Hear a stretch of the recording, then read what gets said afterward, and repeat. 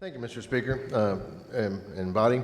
I'm here to present to you House Bill 668.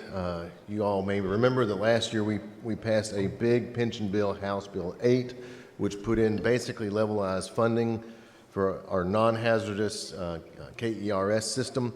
It has already amounted to helping rape crisis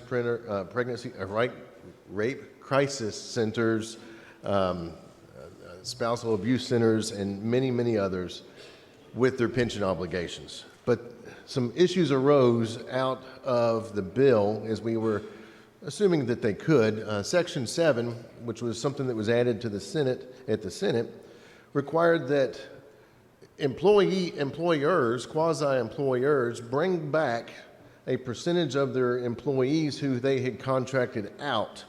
For instance, the universities, maybe they at one time had groundskeepers that were university employees and no longer are, or maybe food service employees that no longer are. And the bill required that they all come back or they would lose subsidy. Now, when we passed that, the intention, at least on our side, as I understood it, was that non-core services such as groundskeeping and food services and those sort of things would not be included in that calculation of the subsidy. So as the issue came up in PPOB, I asked the system KPPA as well as universities and the regional mental health centers to get together to work out their differences. They did get together, and they came back and said, we can work out our differences, but we need a statutorial change. The statutorial change that they needed was basically they needed not to have, the systems were saying they were having to go back all the way in history of the systems, and they needed that to be defined as a date. So this bill will define the date for that calculation of the subsidy to be last July 1st of 2021. It also puts in exceptions for things, non-core services such as groundskeeping and the like.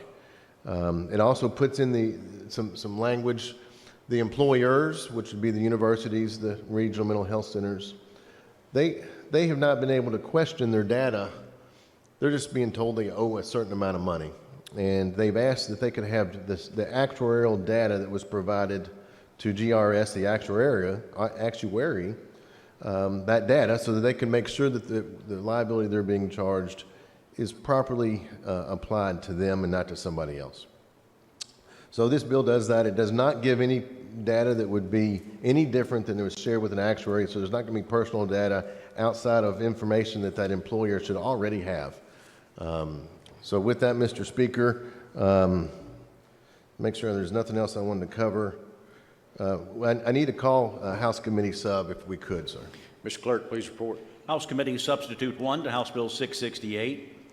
Gentleman from Hardin. I would move passage of House Committee Substitute 1, sir. Motion made for the adoption of House Committee Substitute 1. Is there any discussion? Seeing none, all those in favor, please signify by saying aye. All opposed, nay. Motion carries. House Committee Substitute 1 is adopted. Gentleman from Hardin. Thank you, Mr. Speaker. If there are no questions on House Committee Substitute 1, I would move passage.